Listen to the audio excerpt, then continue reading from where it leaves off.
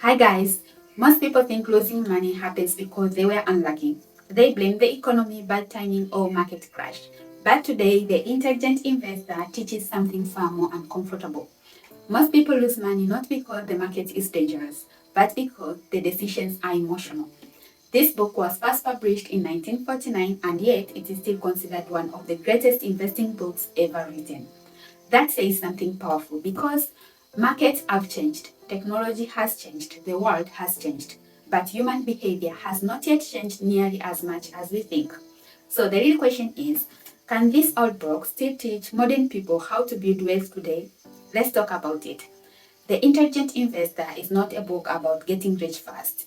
It is a book about how to think clearly and carefully when money is involved. That distinction matters because many people approach money emotionally. They become greedy when prices rise. They become fearful when prices fall. They tend to chase what is popular, they ignore what is boring. Benjamin Graham argues that successful investing is not about predicting the future better than everyone else. It is about discipline, patience, reason, and avoiding avoidable risks. So, the central message of the book is simple. You do not need to be a genius to build wealth, you need the right market. Let's talk about the key lessons in the book. Lesson number one, Mr. Market. One of the most popular ideas in the book is something called Mr. Market. Graham asks us to imagine the market as a person who comes every day to your door offering prices. Some days he's excited, he says. The company is amazing. Buy now before the price goes high. Other days he's terrified, he says. Everything is collapsing. Sell now before it gets worse. The key insight is this: Mr. Market exists to serve you, not to control you. Think about social media. A company becomes trendy, everyone online talks about it, people rush in, and prices rise fast. Then, one bad headline appears. Suddenly, fear spreads. People sell in panic. The company may not have changed much in one day, but emotions have changed. And many people mistake emotions for truth. This happens not only in investing, it happens in life too. Many people confuse temporary feelings with permanent reality. The lesson Mr. Market teaches us to pause before reacting. Lesson number two, investing against speculation. Another major lesson in the book is the difference between investing and speculation. This is one of the most important distinctions anyone can learn. Speculation is when someone buys something mainly because they hope prices will rise quickly. They may not understand what they bought, they may not know the risks, they just want fast gains. For instance, someone sees people posting profits from a hot stock, a trendy coin, or the latest guaranteed opportunities. They feel left behind, so they buy because everyone else seems to be winning. That is not strategy. That is fear of missing out wearing confidence. Real investing is different. It means thinking long term. It means understanding what you own. It means accepting that growth often takes time. One is built on excitement, the other is built on patience. And many people confuse movement with progress. Number three, margin of safety.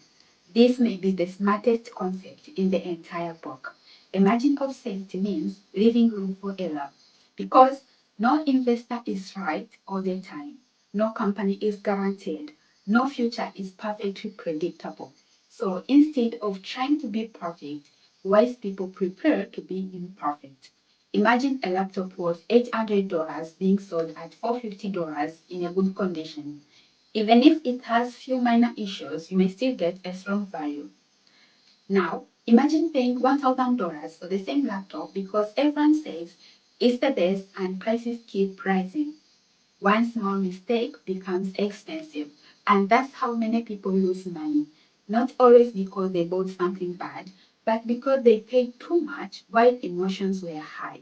This principle margin of safety goes beyond investing.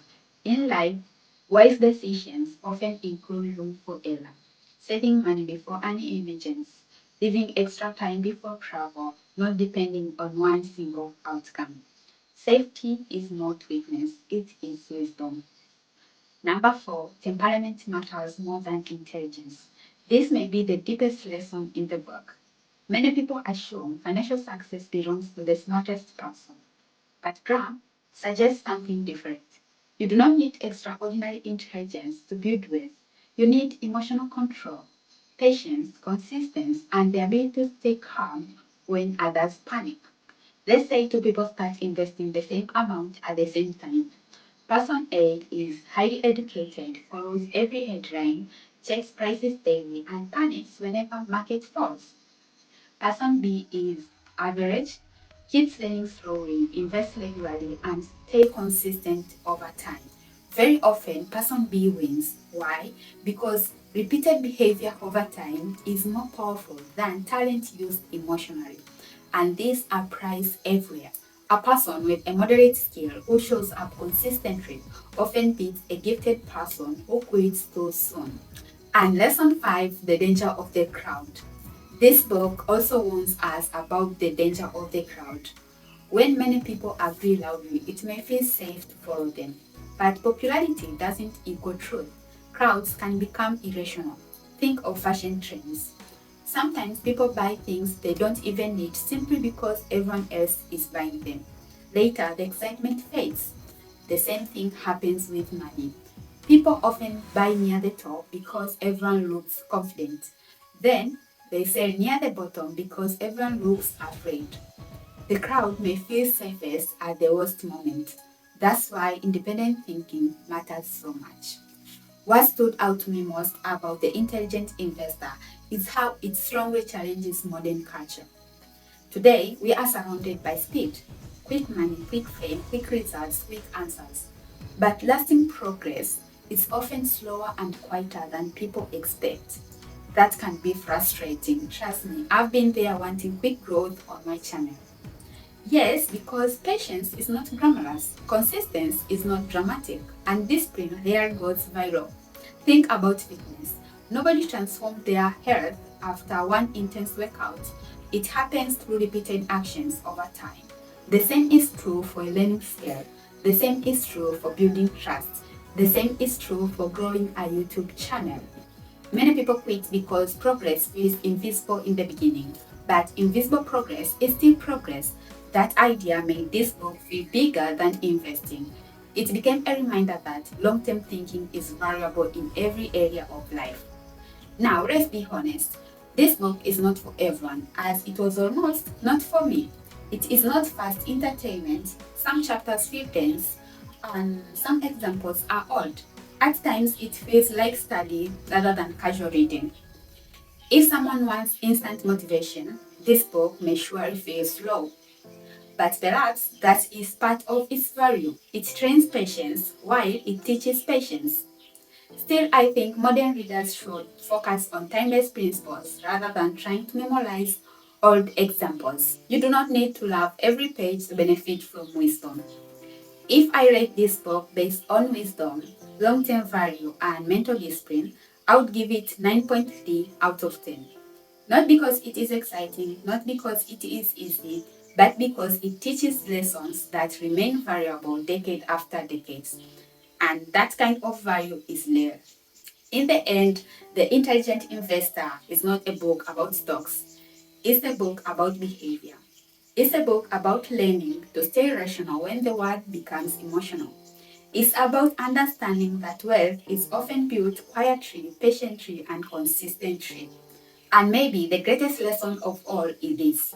Success with money is not determined by what you know, it is determined by how you behave when pressure arises. So what do you think matters more? Knowledge or psychology? Let me know in the comments. Thank you so much for watching my video and see you in my next video. Bye!